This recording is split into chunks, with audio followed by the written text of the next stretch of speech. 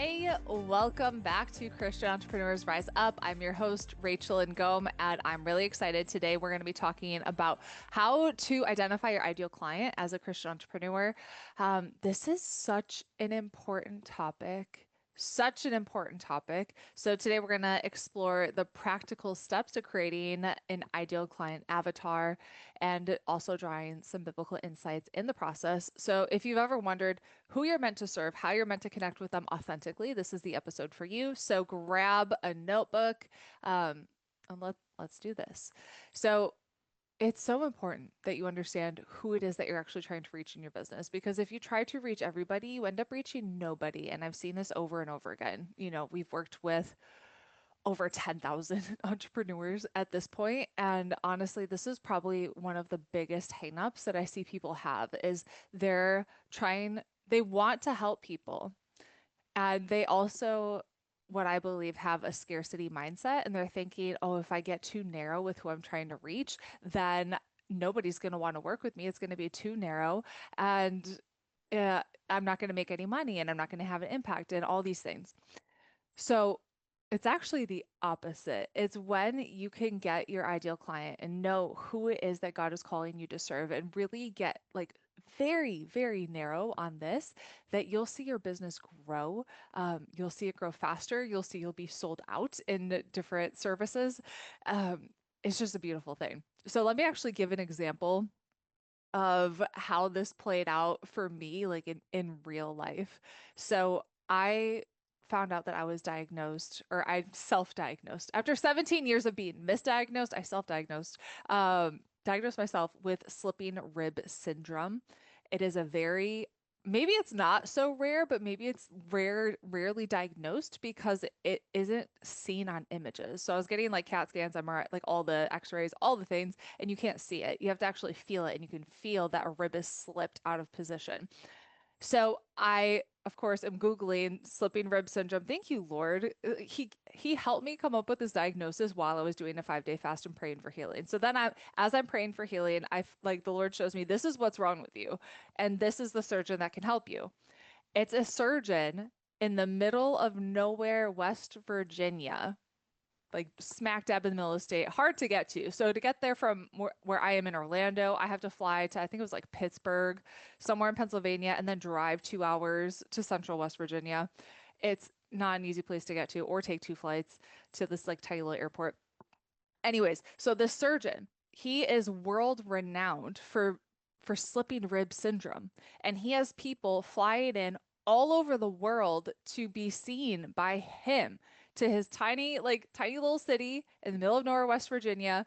He has all over the world. There was someone in the waiting room from France. I was like, oh, hi. I obviously flew in from Orlando. He has a waiting list for the surgery to get surgery with him. I was on that waiting list. By the time I made my first appointment to see him, so I flew in to see him and get diagnosed, and then I flew back for the surgery.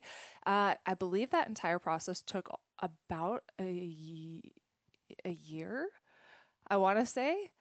So he was booked out pretty much, booked out solid for a year because he's narrow in his expertise. He is niched down. He's not just a general surgeon that's helping everybody.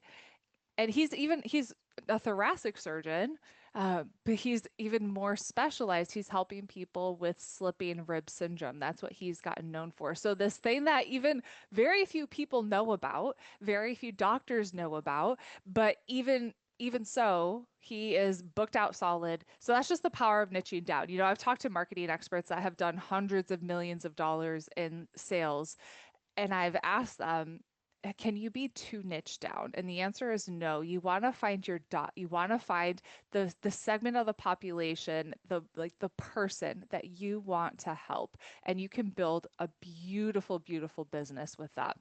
So it's really important that we know who it is that we're serving. And identifying your ideal client, it's not just a business strategy, it's a way for you to be able to steward your God-given gifts and align your work and the things that God has put on your heart with his plan for you. Proverbs 16:3 says, "Commit to the Lord whatever you do, and he will establish your plan." So when we can prayerfully define our ideal client, we're inviting God in to guide our business to the people that he's called us to impact. Okay. So your ideal client, this is the person who needs your product or service, that shares your values, that benefits most from what you have to offer. And knowing who that is going to help you so much with everything that you're doing. It's going to help with your marketing, your messaging, with your sales process. So important. Okay. So when we're identifying our ideal client, we're not just chasing profit, we're seeking to meet real needs of our people with Christ-like compassion. So that means understanding their struggles, their dreams, their values, and offering solutions that really reflect the love of the Lord.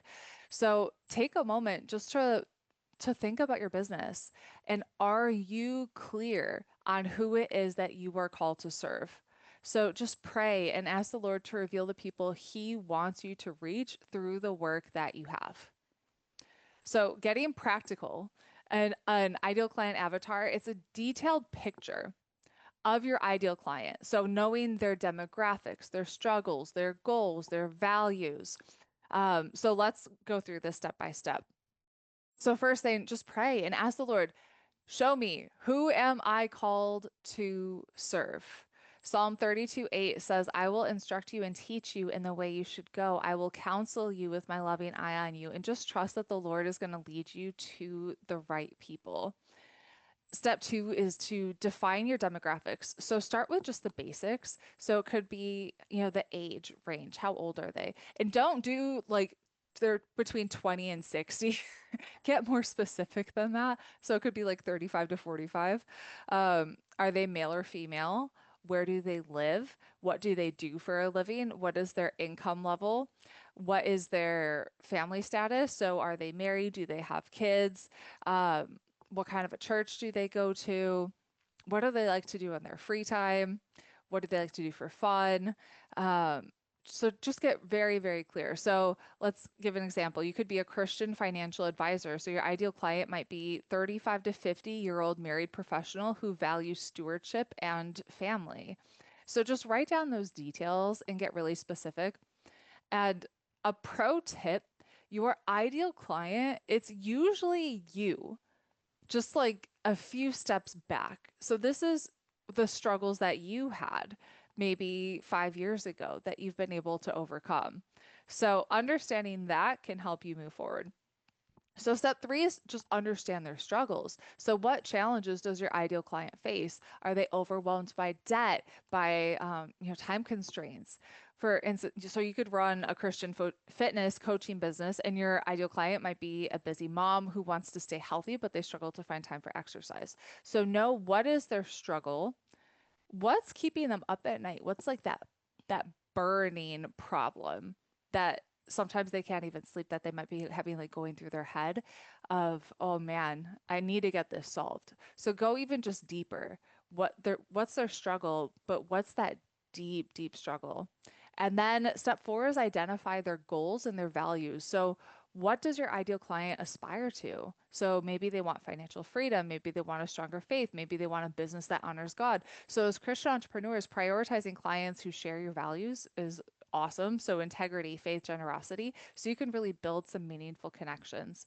Step five is map out their journey. So consider where they are in their decision-making process. Are they searching for solutions online? Are they attending a small group at church? Are they seeking recommendations? So knowing where they are in their problem, in the seeking, like actually solving that problem, will help you craft a message that actually resonates with them and meets them where they are at. And so that's why copywriting can be so powerful if we understand our ideal client. If we don't understand our ideal client, the copywriting, the words that you're writing in emails, on sales pages, the words that you're speaking in your content and everything, if you do not understand your ideal client and you're just trying to speak this to everybody, you don't understand the pain points of your ideal client, that message just goes straight over everybody's head. But if you can nail this down, that message will actually touch their heart and inspire them to want to move forward with you and take action.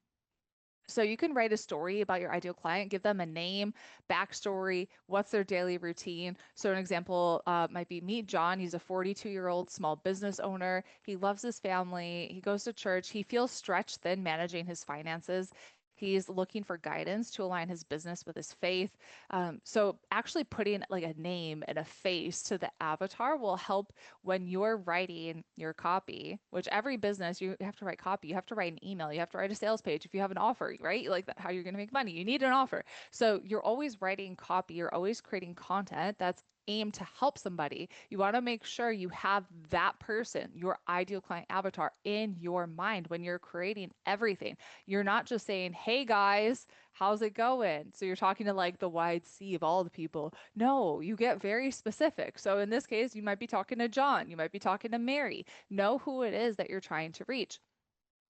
And then you want to understand once you have your ideal client, use this to guide every aspect of your business. So this would help you with your marketing, with your products, with your customer service. So you're able to craft messages that speak directly to your ideal client struggles and aspirations. Again, with copy, this is so important. You need to understand who it is, what their pain point is. So they read that and they're no, oh, okay, they can help me. So when I was doing, I had a fitness business way back 12 years ago. And instead of just being a generic fitness coach, I'm going to help everybody. I actually took people with me on my journey of losing. I lost 80 pounds after I had my son. And so my niche became how to lose the baby weight. And that like it just blew up. And then I was creating these really fun videos of me with my son as he's crawling all over me. They're still online. If you Google my name, like Rachel and Ngom and then fitness, you'll be able to see them.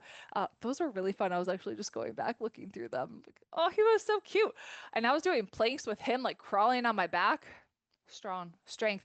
But just to say, like that niche, how to lose the baby weight, that's when things took off, is when I got niche down. And then as I lost the baby weight and as I went through that phase of my life and he started to grow up, I created another niche and that was keto and intermittent fasting. And again, my business grew and people started searching for that and becoming known as the go-to keto expert. And then when I started my online marketing company of Shoes Making an Impact, that's when I became known for Pinterest and teaching Pinterest marketing for purpose-driven entrepreneurs.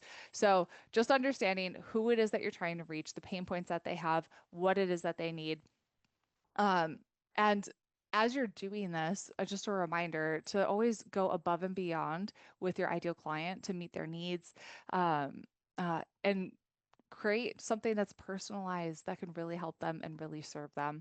Make sure you're praying over your clients, praying over your business, and asking the Lord just to help you keep your heart aligned with the call that He has for you. And it doesn't become, just about money, making more money. It's actually about stewarding the business, the clients, the people that He's put in front of you for this season. And how could you steward that with excellence?